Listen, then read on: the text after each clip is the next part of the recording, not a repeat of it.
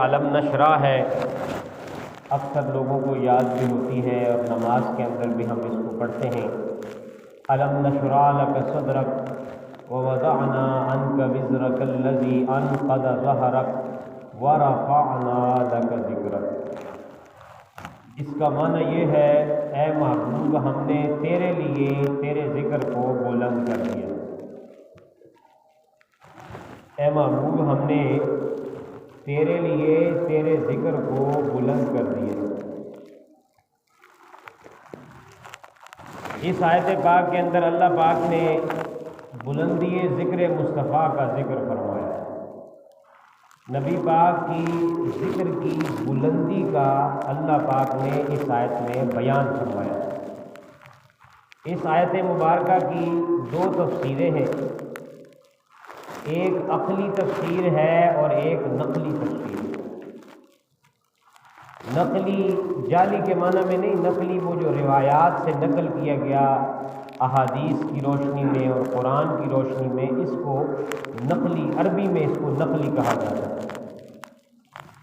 اور ایک اس کی تفسیر عقلی ہے، یعنی عقل میں جو آتی ہے، ذہن میں جو آتی ہے۔ تو میں یہ دونوں تفسیریں آج کے جمعے کے اندر کر رہا ہوں۔ پہلی جو اس آیت پاک کی عقلی تفسیر ہے، جو عقل اور دماغ میں آنے والی چیز ہے، وہ یہ ہے کہ اللہ تبارک و تعالیٰ نے اس آیت کا آغاز جمع کے صیغے سے کیا ہے۔ رفعنا، جمع متکلم کا صیغہ بیان کر کے اللہ پاک نے بات کو شروع کیا۔ رفعنا، ہم نے بلند کر دیا۔ اللہ پاک قرآن پاک کا ترجمہ اٹھائیں، پڑھیں اس کو، تو اللہ پاک جب بھی بات کرتا ہے، کبھی تو کہتا ہے میں نے یہ کام کیا، میں نے ایسا کیا، میں نے ویسا کیا، اور کبھی کسی جگہ پر اللہ پاک کہتا ہے ہم نے ایسا کیا اور ہم ایسے ہیں۔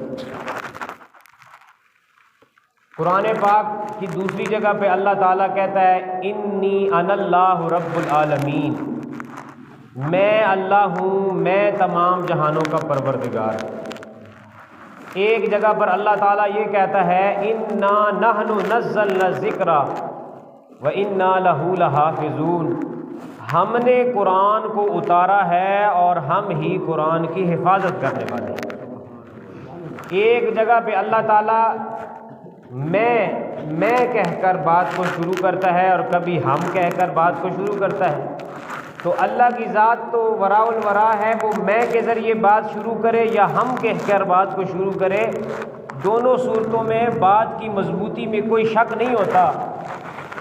لیکن مفسرین کرام نے اس کی ایک وجہ بیان کی ہے کہ اللہ تبارک و تعالیٰ کیوں کبھی واحد متکلم یعنی انا، میں کہہ کر بات کو کبھی شروع کرتا ہے اور کبھی جمع متکلم یعنی ہم کہہ کر بات کو شروع کرتا ہے۔ اس کی ایک ونڈ نکالی ہے، ایک مناسبت اور ایک فرق نکالا ہے کہ کیوں اللہ رب العزت یہ انداز استعمال کرتا ہے، اور وہ فرق یہ ہے کہ اللہ تبارک و تعالیٰ نے جب اپنی ذات کا اور اپنی الوہیت کا اور اپنے بارے میں بات کو بیان کرنا ہوتا ہے تو اس وقت اللہ میں کہہ کر بات کو بیان کرتا ہے۔ جیسے انی انا اللہ رب العالمین، اس میں اللہ تبارک و تعالیٰ نے اپنے وحدہ لا شریک ہونے کا ذکر کیا ہے، اپنی ربوبیت کا ذکر کیا ہے، اپنے ایک ہونے کا ذکر کیا ہے، اپنے بارے میں ذکر کیا ہے۔ تو اس لیے اللہ پاک نے کہا کہ میں ایسا ہوں، میں تمام جہانوں کا پروردگار ہوں۔ جب اپنی شان توحید کو اللہ نے بیان کرنا ہوتا ہے تو اس وقت میں کہہ کر بات کو شروع کرتا ہے، اور جب اپنے محبوب کی شان کو بیان کرتا ہے تو کہتا میں نہیں ہے، کہتا ہے ہم نے ایسا کیا۔ ہم نے اپنے محبوب کی شان کو بلند کیا ہے۔ اب جو گھٹانے والا ہے وہ پہلے دیکھ لے، مقابلہ ہم سے کرنا ہے۔ ہم نے بلند کیا ہے، میں کا ذکر نہیں کیا۔ یوں کہا رفعنا، یوں نہیں کہا رفعتو۔ رفعتو کا معنی بنتا تھا میں نے تیرا ذکر بلند کیا، یہ کہا رفعنا، ہم نے تیرا ذکر بلند کیا۔ ہے کسی کی جرت کہ جو ذکر ہم نے بلند کیا اسے کم کر کے دکھا دے؟ اسے پست کر دے، اسے جھکا دے۔ جو ذکر بلند ہم نے کیا ہے، کس کی مجال ہے کہ وہ ذکر کو گھٹائے؟ اعلیٰ حضرت نے بھی کہا نا، مٹ گئے مٹ جائیں گے آدھا تیرے، نہ گھٹا ہے نہ گھٹے گا کبھی چرچا تیرا۔ یہ ذکر کبھی گھٹے گا نہیں، کیونکہ اس ذکر کو اللہ پاک کہہ رہا ہے رفعنا لک ذکرک، ہم نے تیرے ذکر کو بلند کر دیا۔ اس کے اوپر جو یہ نقطہ بیان کیا کہ میں اور ہم، اللہ پاک میں اور ہم کہتا ہے، اس کے اوپر قرآن پاک کی بے شمار مثالیں ہیں۔ یہ تو چند ایک بیان کی ہے۔ انا اعطیناک الکوثر، یہاں پہ بھی اللہ پاک نے ہم کہا کہ اے محبوب ہم نے آپ کو بہت ساری بھلائیاں دی ہیں۔ اعطینا، ہم نے دی ہیں، یہ نہیں کہا اعطیتو کہ میں نے تجھے بہت ساری بھلائیاں دی، نہیں۔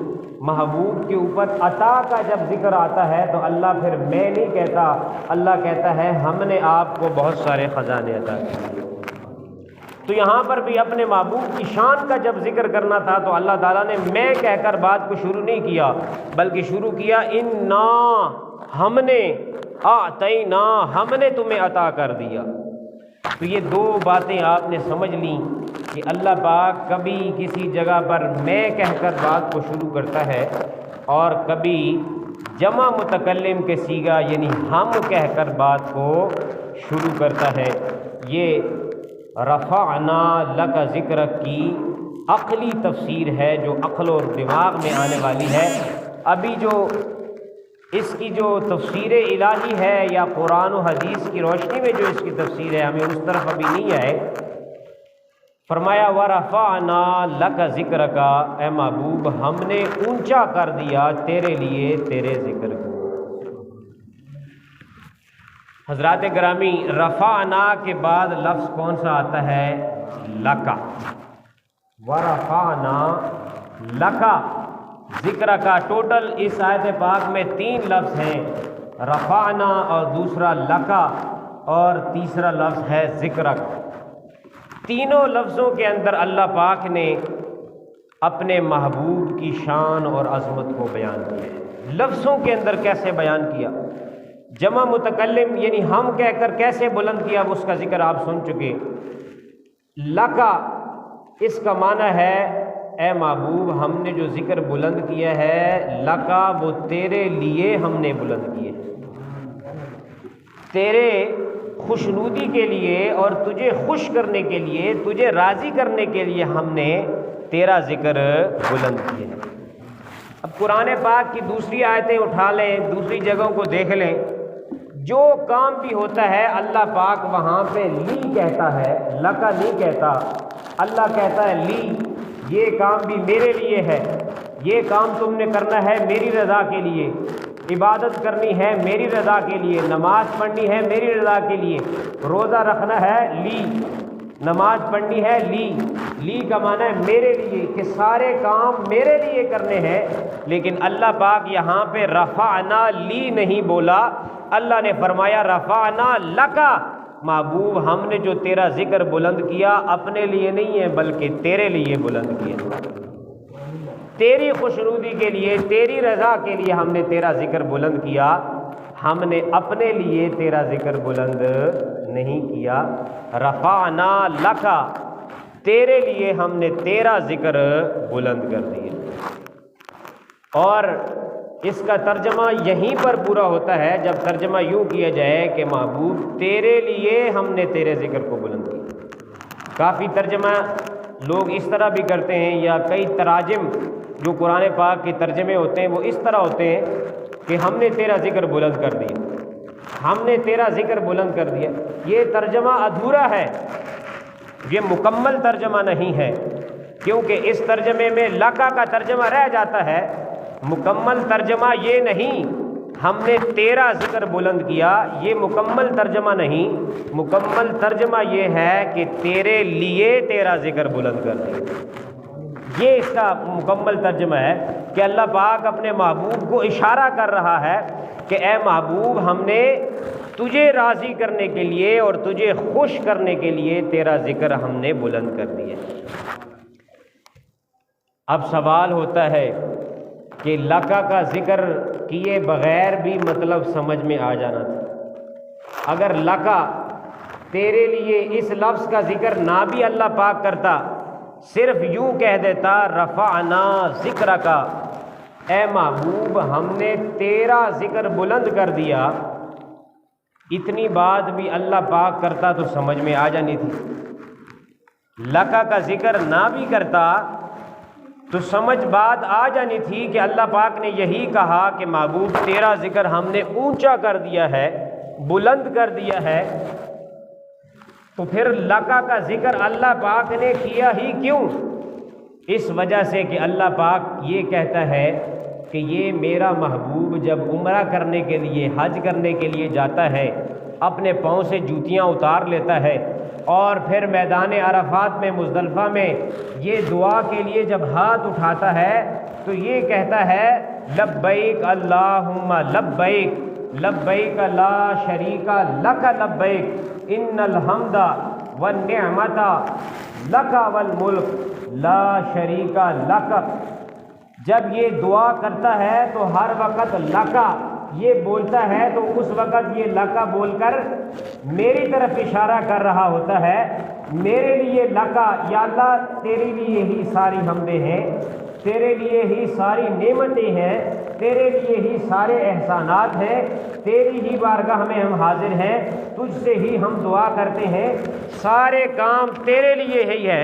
یہ جو دعا میں بار بار لکا بولا جاتا ہے، لبیک لا شریک لک لبیک ان الحمد والنعمت لک والملک، تقریباً 6-7 دفعہ لکا کا لفظ آتا ہے، تو یہ رسول اللہ صلی اللہ علیہ وسلم ہر دفعہ لکا کے ذریعے سے اللہ کی طرف اشارہ کرتے ہیں کہ محبوب سب کچھ، اے اللہ سب کچھ تیرے لیے، اے اللہ سب کچھ تیرے لیے۔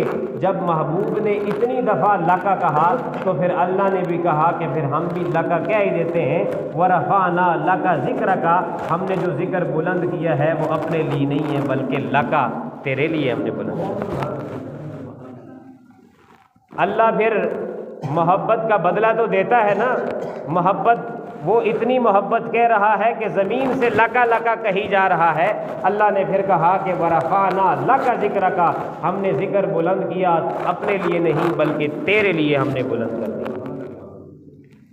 یہ حضرات محترم اس قرآن پاک کی آیت کی جو تفسیر ہے، عقلی تفسیر ہے کہ اللہ پاک نے فرمایا محبوب ہم نے تیرے لیے تیرے ذکر کو بلند کر دیا۔ اور پھر امام اہل سنت مجدد دین و ملت الشاہ امام احمد رضا خان نے جب لکا کا لفظ دیکھا کہ اللہ پاک نے فرمایا کہ محبوب ہم نے تیرے لیے تیرے ذکر کو بلند کیا، انہوں نے جب دیکھا کہ اللہ نے تیرے لیے کہا ہے تو انہوں نے پھر پوری نعت لکھ دی۔ انہوں نے کہا زمین و زمان تمہارے لیے، مکین و مکان تمہارے لیے۔ اللہ پاک نے تو صرف کہا نا تیرے لیے تیرا ذکر بلند کیا، انہوں نے کہا زمین و زمان تمہارے لیے، مکین و مکان تمہارے لیے، بدن میں ہے جان تمہارے لیے، دہن میں زبان تمہارے لیے، ہم آئے یہاں تمہارے لیے، اٹھے بھی وہاں تمہارے لیے۔ یہ انہوں نے اس قرآن پاک کے اس لفظ کو جب دیکھا تو عاشق تھے، عاشق کے سامنے جب محبوب کی بات تھوڑی سی کی جائے تو وہ اپنے محبوب کی یاد میں اتنا مست ہوتا ہے کہ پھر وہ پورے کے پورے قصیدے لکھ دیتا ہے، پوری کی پوری نعتیں اور نغمے اور گیت جو ہے وہ اپنے محبوب کی شان میں لکھ دیتا ہے۔ تو اللہ پاک نے فرمایا وَرَفَعْنَا لَكَ ذِكْرَكَ، اے محبوب ہم نے تیرے لیے، تجھے خوش کرنے کے لیے تیرے ذکر کو بلند کر دیا ہے۔ یہ اللہ پاک نے اس آیت پاک کے اندر اپنے محبوب کی شان رفعت کا، شان کی بلندی کا ذکر کیا ہے اور کہا کہ تیری رضا کے لیے۔ باقی انبیاء، حضرت ابراہیم علیہ السلام نے دعا مانگی وَاجْعَلْ لِي لِسَانَ صِدْقٍ فِي الْآخِرِينَ، یا اللہ قیامت تک میرا ذکر ہوتا رہے، قیامت تک میرا ذکر ہوتا رہے۔ ابراہیم علیہ السلام نے دعا مانگی کہ میرا ذکر لوگوں کی زبانوں پہ جاری رہے، اللہ نے جب اس محبوب کو دینے کی باری آئی تو بن مانگے ہی اس کو ورفعنا لک کا ذکر کر دیا۔ اس نے مانگا ہی نہیں میرا ذکر بلند کر دے، اللہ پاک نے بن مانگے ہی کہہ دیا ہم نے تیرے ذکر کو بلند کر دیا ہے، ورفعنا لک کا ذکر۔ اور باقی انبیاء کہتے رہے کہ ہم تیری رضا چاہتے ہیں یا اللہ تجھے راضی کرنا چاہتے ہیں، تجھے راضی کرنا چاہتے ہیں، لیکن اس محبوب کی باری جب آئی تو اللہ پاک نے فرمایا وَلَسَوْفَ يُؤْتِيكَ رَبُّكَ فَتَرْضَىٰ، اے محبوب ہم آپ کو اتنا دیں گے، اتنا دیں گے، اتنا عطا کریں گے کہ فترضیٰ تو خوش ہو جائے گا، تو راضی ہو جائے گا۔ خدا کی رضا چاہتے ہیں دو عالم، خدا چاہتا ہے رضائے محمد۔ باقی ساری کائنات چاہتی ہے کہ خدا راضی ہو جائے، لیکن خدا چاہتا ہے کہ مصطفیٰ راضی ہو جائے، محمد مصطفیٰ راضی ہو جائے۔ تو اس لیے وَلَسَوْفَ يُؤْتِيكَ رَبُّكَ فَتَرْضَىٰ، ہم آپ کو اتنا عطا کریں گے اے محبوب تاکہ آپ فترضیٰ، آپ خوش ہو جائیں، آپ راضی ہو جائیں۔ اور اس آیت میں بھی اللہ پاک نے فرمایا وَرَفَعْنَا لَكَ، اے محبوب تیرے لیے، تجھے خوش کرنے کے لیے ہم نے تیرے ذکر کو اونچا کر دیا ہے۔ حضرات محترم، قرآن پاک کی یہ آیت جو آپ سن رہے ہیں، جس کا ترجمہ آپ سنا، اس آیت پاک کی جو دوسری تفسیر ہے، یہ تو اس آیت پاک کی تفسیر تھی جو عقل میں آنے والی ہے، جو ذہن میں آنے والی ہے۔ اب اس آیت پاک کی جو تفسیر احادیث کی روشنی میں جو بیان ہوئی ہے وہ سماعت فرما لیں۔ جب یہ آیت پاک نازل ہو گئی وَرَفَعْنَا لَكَ ذِكْرَكَ، جبرائیل علیہ السلام زمین پر اترتے ہیں اور نبی پاک صلی اللہ علیہ وسلم کی بارگاہ میں عرض کرتے ہیں یا رسول اللہ صلی اللہ علیہ وسلم اتدری کیف رفعت ذکرک، اے محبوب صلی اللہ علیہ وسلم اللہ تعالیٰ آپ سے پوچھتا ہے کہ کیا آپ کو معلوم ہے کہ ہم نے آپ کا ذکر کیسے بلند کیا ہے؟ جبرائیل پوچھ رہے ہیں نبی پاک صلی اللہ علیہ وسلم سے کہ کیا آپ کو پتہ ہے کہ اللہ تبارک و تعالیٰ نے آپ کا ذکر کیسے بلند کیا ہے، کیسے اونچا کیا ہے، کتنا بلند کیا ہے، کیا آپ کو معلوم ہے؟ نبی پاک نے فرمایا جس نے ذکر بلند کیا وہی جانتا ہے کتنا بلند کیا ہے، کیسے بلند کیا ہے۔ تو پھر جبرائیل علیہ السلام نے ارشاد فرمایا کہ اللہ تبارک و تعالیٰ یہ کہتا ہے کہ ہم نے آپ کا ذکر ایسے بلند کیا ہے اذا ذکرت ذکرت معی، جب ہمارا ذکر کیا جائے گا ساتھ میں آپ کا بھی ذکر کیا جائے گا۔ جب ہمارا ذکر کیا جائے گا، ذکر خدا کیا جائے گا، ساتھ میں ذکر مصطفیٰ بھی کیا جائے گا۔ جب ہمیں یاد کیا جائے گا ساتھ میں تجھے بھی یاد کیا جائے گا۔ جب ہماری کوئی حمد کرے گا تو یہ ہو نہیں سکتا تیری نعت کوئی نہ کرے، تیری نعت بھی ضرور ہوگی۔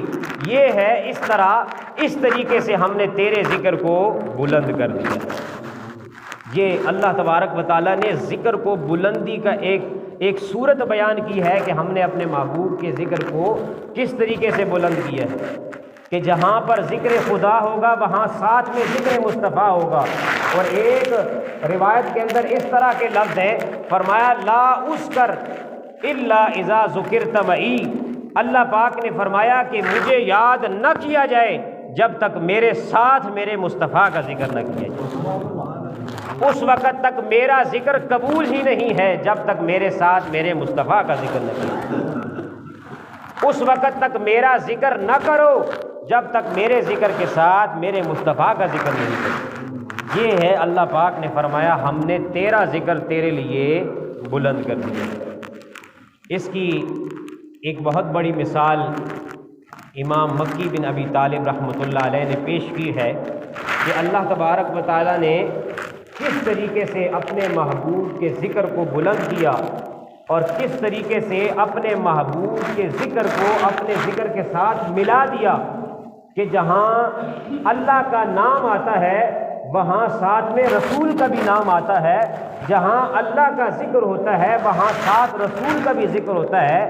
اللہ نے اپنے ذکر کے ساتھ نبی کے ذکر کو جوڑ دیا کہ جگہ جگہ جہاں جہاں دیکھو گے ساتھ میں ذکر خدا کے ساتھ ذکر مصطفیٰ بھی نظر آئے گا۔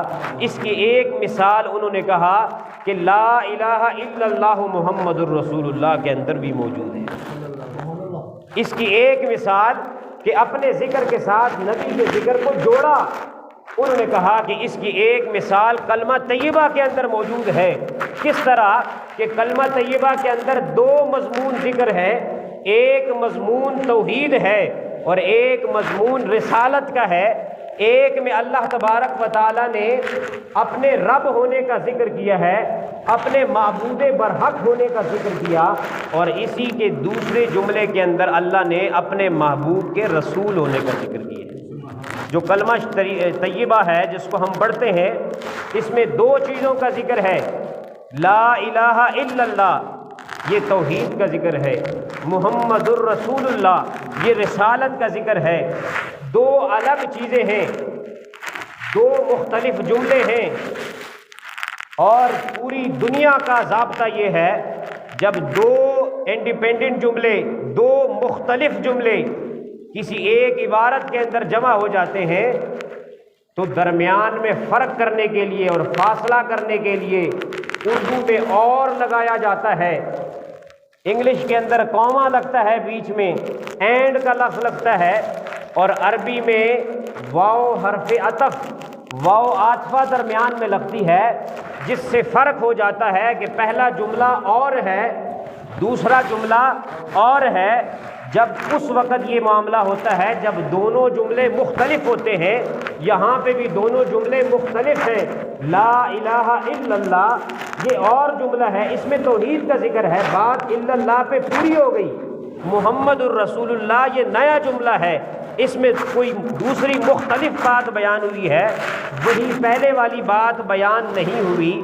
تو پھر دنیا کا جو قاعدہ ہے اس قاعدے اور قانون اور ضابطے کے مطابق یہاں پر اور آنا چاہیے، یوں اس کا ترجمہ ہونا چاہیے کہ اللہ کے سوا کوئی معبود نہیں، اور محمد صلی اللہ علیہ وسلم اللہ کے رسول ہیں، لیکن جس نے اور پڑھا اس کا کلمہ ہی قبول نہیں ہوتا، جس نے واو حرف عطف درمیان میں لگایا اس کا کلمہ ہی قبول نہیں ہوتا، جس نے کہا لا الہ الا اللہ واو کا اضافہ کیا و محمد الرسول اللہ پڑھا، اس کا کلمہ ہی قبول نہیں، اس کا کلمہ ہی مردود ہے۔ اب دو مختلف جملے ہیں، درمیان میں واو اور کا لفظ آنا چاہیے، لیکن اللہ نے واو حرف عطف کو ہٹا دیا اور کو مٹا دیا۔ اللہ کے نام کی ہا جب ختم ہو جاتی ہے تو فوراً محمد کی میم شروع ہو جاتی ہے۔ الا اللہ، اللہ کے نام کی ہا جب ختم ہوئی فوراً محمد کی میم شروع ہو گئی۔ اللہ نے اپنے ذکر کے ساتھ